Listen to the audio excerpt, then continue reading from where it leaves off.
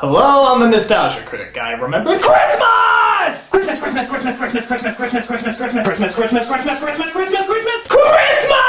I love Christmas! Season of joy, best time of the year! If I could somehow make love to Christmas, I would. And then I would eat it to consume all its wholesome holiday juices. I love it that much. I love the snow, I love the presents, I love the decorations. I even love these obnoxious little novelty items that burn money like a Yuletide fire.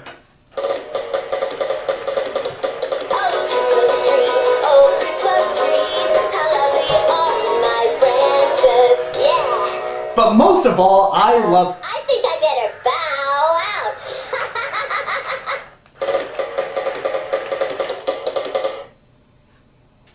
out. But most of all, I love the Christmas specials. The movies, the shows, the classic shorts, I love them all. But which ones are the best? I mean, I know we all had to watch the Rankin Bass stuff because we mentally enslaved ourselves to do so, but which specials hold up the best? Which ones capture the true essence of Christmas? Which ones are the funniest, saddest, or most influential? Well, tonight, seeing how it's the 12 days of Christmas, I'm counting down the top 12 Christmas specials of all time. Why top 12? Because it's Christmas! This is the top 12 greatest Christmas specials.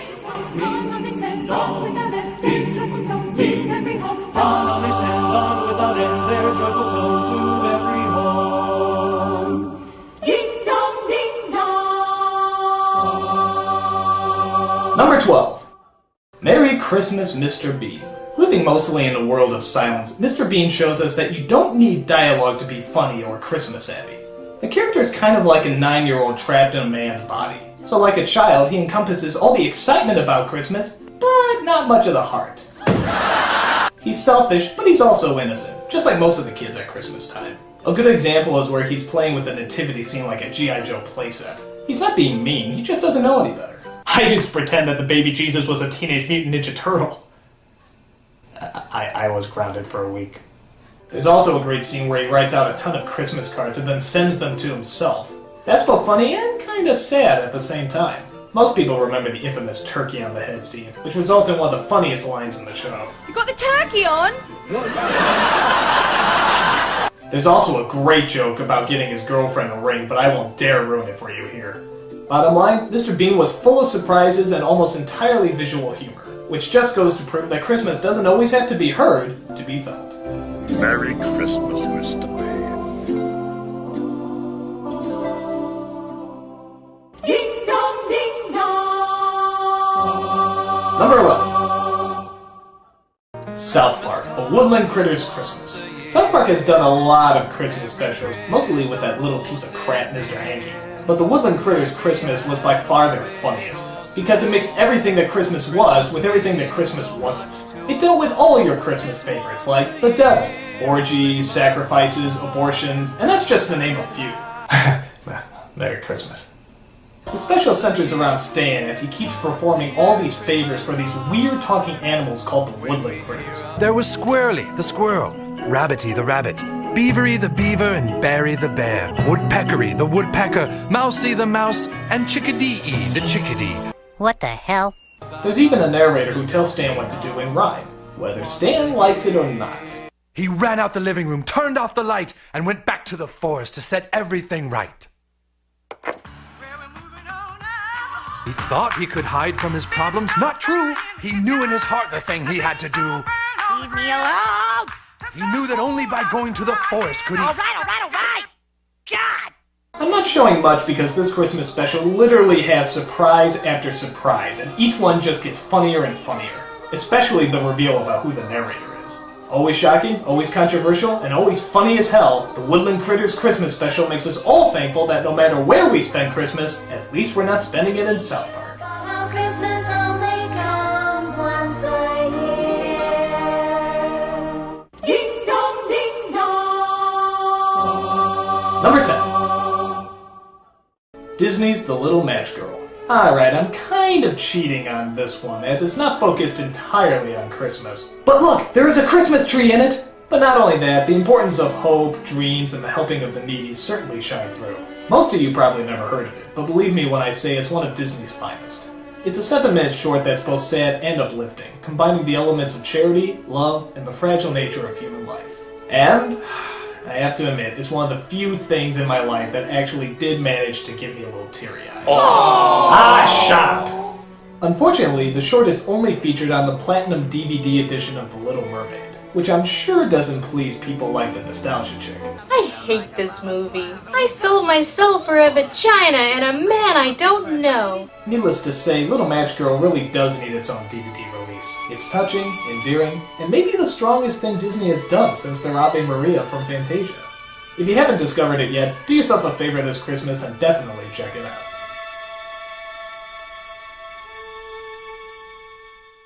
Ding dong, ding dong. Number 9. Home Alone. When you get past all the slapstick and some of the throwaway jokes, Home Alone is actually a very likable Christmas film. It's a movie that didn't have to be very Christmas-centered, but director Chris Columbus decided to go the extra mile by surrounding it in reds and greens, playing Christmas songs, and creating a very bratty but also very innocent character to observe it all. This could have just been another slapstick comedy, but they treated it seriously, giving it a lot of heart and a lot of soul. Macaulay Culkin is often remembered for being kind of this marketing icon, and his later movies definitely show that. But look at him here, that's entirely genuine, capturing both the whiny, selfish side of being a kid, but also the innocent, lovable side as well. I especially love the mother and what almost psychotic lengths she goes through just to get home to her son. This is Christmas! The season of perpetual hope! If it costs me everything I own, if I have to sell my soul to the devil himself, I am going to get home to my son. Again, that's both funny and touching. And I love how when she does get home, Culkin doesn't forgive her at first. He remembers what she did, and he needs an acknowledgement of it. Oh, Kevin, I'm so sorry. And fortunately, that's all he needs. The family element in this movie actually seems very believable. Sure, they all fight, but in the end, they're still a family. And the Christmas spirit always manages to shine through. But let's be honest, that all comes from the paint buckets. Home Alone, because no one should have to spend Christmas by themselves. Ding dong, ding dong. Number 8. Miracle on 34th Street. This movie really knows how... I need to pack my trunk.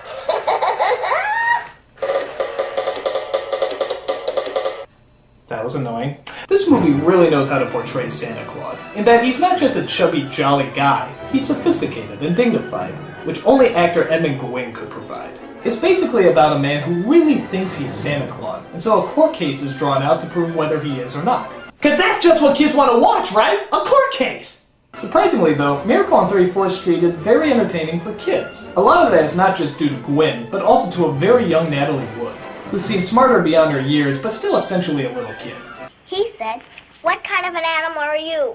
And I said, "I'm not an animal, I'm a girl." Unlike the remake where the kid just seems like a walking pudding commercial. I probably won't get another chance to see you. Unless I get arrested, which is very unlikely, since it's Christmas Eve and I'm going to bed uncharacteristically early. Aren't I just precious? It's funny because the explanation of how Santa gets released with the mail argument doesn't really hold up anymore. In fact, that is one of the few things the remake changed that I actually thought was a good addition. But still, the actors really pulled this off, making this a very charming and very elegant Christmas tale. A bit of class and taste is just what Santa ordered in this enjoyable classic. And a very Merry Christmas to you. Thank you, Mr. Kringle. Ding dong, ding dong. Number 7. The Small One. This is another one I'm sure a lot of you haven't heard of, but really is timeless. It's about a boy and his relationship with his donkey, who he has to sell because he's getting too old. The rest of the story follows the boy as he tries to find a suitable buyer, but none of them seem to be kind or generous enough for the boy to give him away. I have problems getting rid of my jackass too. But I digress. The ending is pretty easy to figure out, but I won't ruin it for those who haven't seen it. Let's just say it's a perfect ending to what is ultimately an enjoyable and charming Christmas special.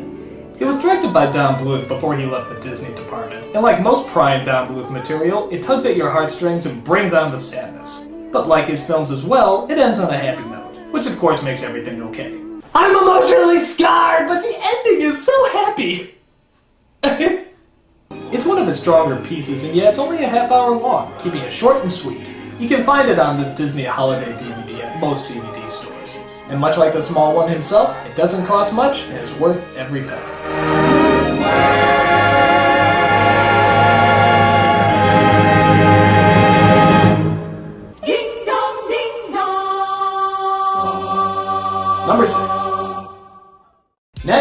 Boone's Christmas Vacation. Much like Home Alone... I'm fine for you, baby. I'm fine for you, baby. Okay, your novelty's wearing off tree. You're hanging on by a thread.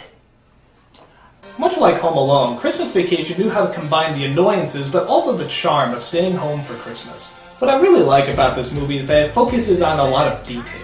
Sure, it has all the pratfalls and slapstick like many physical comedies, but it also has all the little moments that you don't think about but always recognize, like the grandparents asleep on the chairs, or someone just mindlessly watching a Christmas show, and especially the family conversations. Oh, you promise? You know, they took a pint of fluid out of my lower back. You see this small? I got hemorrhoids. You're not getting the garage space. You my automobile. The film got all the bits that most people find annoying, but also surprisingly endearing at Christmas time.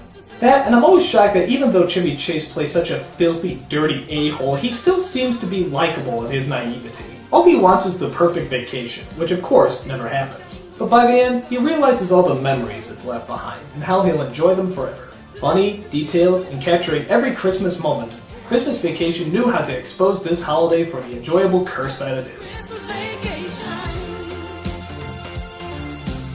And that's the... I've always been a singer, but I'm out of jump. I'm branching out. Get it?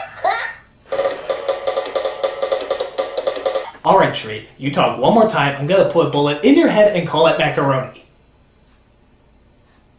Hope you get some truth. Ding dong. Number 5. It's a Wonderful Life. I'll be honest, when I saw this movie, I was saying to myself, come on, Christmas classic, nourish the spirit within me. See what you got. Oh, yeah, you got a special effect that looks like someone spilled coffee on it? This movie's gonna blow. But, as I let the film play on, I too succumbed to the movie's goodwill and innocent characters. And by the time I was halfway through, I was totally hooked. The story about how one man's life can affect so many people truly is inspiring as well as heartwarming. Though I did always find it a little sexist when Jimmy Stewart finds out what happens to his wife if he wasn't born. Tell me where my wife is. I'm not supposed to tell. Please, Clarence, tell me where she is. You're not gonna like it, George. Where is she? She's an old maid. She never married. You mean she never got married? That's like the only important thing to a woman, isn't it? Where is she? Where is she? She's just about to close up the library! And she's learning at the library? What kind of horrible world is this? For its faults, the movie really knows how to give us what it promises, making us realize what a good and wonderful life we truly do have, especially around Christmas time. Jimmy Stewart, as usual, is chillingly good. And director Frank Capra really knows how to pour the cheerful schmaltz on so thick that it's impossible not to enjoy it. It's a Wonderful Life still proves to be a wonderful movie. That's right. Attaboy, Clarence. Ding dong, ding dong. Number 4. How the Grinch Stole Christmas. It's funny how a lot of these Christmas specials seem to focus on the negative. Take the Grinch for example. He is literally stealing Christmas! And the whole special is just showing in great detail how he's doing it. And yet the Grinch is still very likable at what a curmudgeon he is. With his grinchy Grinch frown and the voice of the Frankenstein monster himself, Boris Karloff. Brrr, Christmas bad! How can you not be drawn to this holiday stick in the mud? Of course, all the negativity pays off when we discover that he can't steal Christmas. No one can. Christmas is something much deeper than he could ever imagine, as he realizes in the end. Which is ironic because the name of the story is How the Grinch Stole Christmas, not Does the Grinch Steal Christmas. I thought this was an instructional video! There should be a time machine and a roadmap to Bethlehem in this movie! And don't even get me started on that pig shit Ron Howard movie. If I wanted to scare my kids with a green monster filled with hot air, I'd let them listen to one of Al Gore's speeches on global warming. Still, the Grinch was colorful, creative, and dripping in holiday cheer. Just enough to make anyone's frown turn upside down. Maybe Christmas, perhaps, means a little bit more. Ding dong, ding dong. Number 3. A Charlie Brown Christmas. I can't exactly say why this special works, it just kinda does. I think a lot of it has to deal with the fact that there's absolutely no budget for this. The animation is simple, the actors are kind of wooden, and the story is very basic. But I think that's why it's so good. There's simply no bullshit in it. What you see is what you get. And you knew that even if these people had little money, they still did their best to give us a straightforward Christmas special. And the effort shows. It had great music, it had a wonderful theme, and there's something about the bluntness of the children that's actually very refreshing. I know nobody likes me.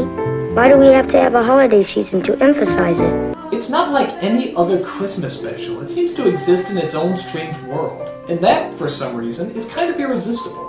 Of all the Charlie Browns in the world, you're the Charlie Browniest. It's not laugh out loud funny, but I don't think it's supposed to be. It's almost like watching a Christmas pageant that you knew everyone tried their hardest to create. It's not spectacular, but you feel the effort, the commitment, and above all, the sincerity. Nothing seems manipulative at all. It's just straightforward and to the point, and somehow it just works. Everything I do turns into a disaster. I guess I really don't know what Christmas is all about. Charlie Brown. You can't really explain it, but you can certainly feel it. Merry Christmas, Charlie Brown! Hark the herald angels sing. Ding dong, ding dong. Number 2. A Christmas Carol. Which one? Any of them. There are literally dozens of versions to choose from, each one carrying the stamp of the original Charles Dickens classic. Even the ones that are lousy still seem to have some element of good in them, simply because they're using a story that is timeless, thoughtful, and unforgettable. The Tale of Scrooge is one that we all know too well, not just because of the story, but because we've all met a person like Scrooge, someone who just couldn't get in the heart of the holidays. It's not until the ghostly apparitions arrive that Scrooge changes his tone and sees the value in what Christmas can and does bring out in all mankind. All the different versions offer many creative variations. The ghosts are always similar, but still vary in design and tone. And even Scrooge himself has gone through a ton of actors. Humbug. Humbug. Humbug. Humbug. Humbug. Humbug. Everybody's taken their shot at this story, even the Muppets. But as long as they have just a scrap of the original story, then there will always be something worth watching about it. I think my favorite Scrooge is either Alastair Sim or George C. Scott, who both found the subtlety in the character. Watch how Scott looks at his father in the past. You can just see him analyzing the man. And look at the pure disgust on Sim's face. These are both great performances, never going too far over the top. Of all things, I actually like the Disney version a lot too, mostly because they managed to squeeze the entire story in just a half hour, and yet still managed to get an emotional response. That's hard to do. Live action, animated, or even using puppets, A Christmas Carol is perfect anytime, for any generation. Merry Christmas to everybody, and a Happy New Year to the world! Ding dong, ding dong. And the #1 greatest Christmas special is, say it with me now, A Christmas Story. I know, I'm sorry to be so predictable, but this movie just seems to have it all. Heart, innocence, and above all, a lot of humor. It manages to be both broad and detailed at the same time. This film does so well capturing our childhood that we often watch it saying, dude, how did they know I did that?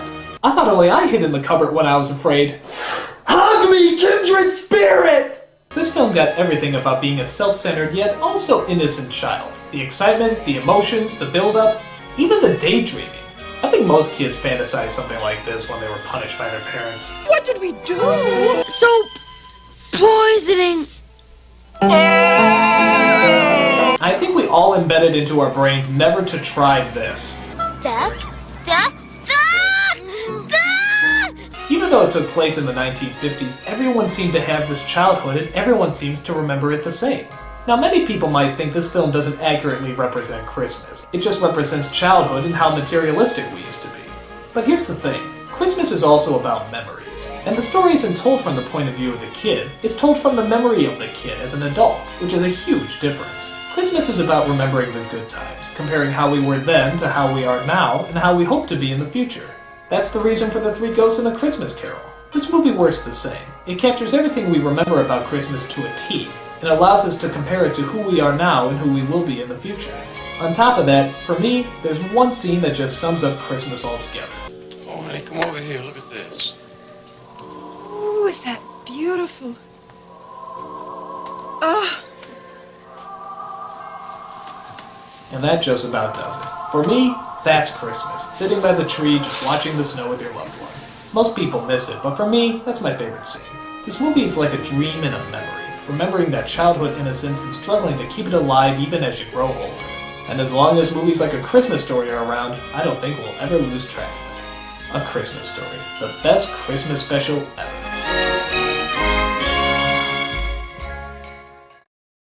And those are my top 12 greatest Christmas specials of all time. Happy holidays, goodwill toward men, and rest in peace, obnoxious singing trees. Instead, let's listen to some rockin' Christmas puppies.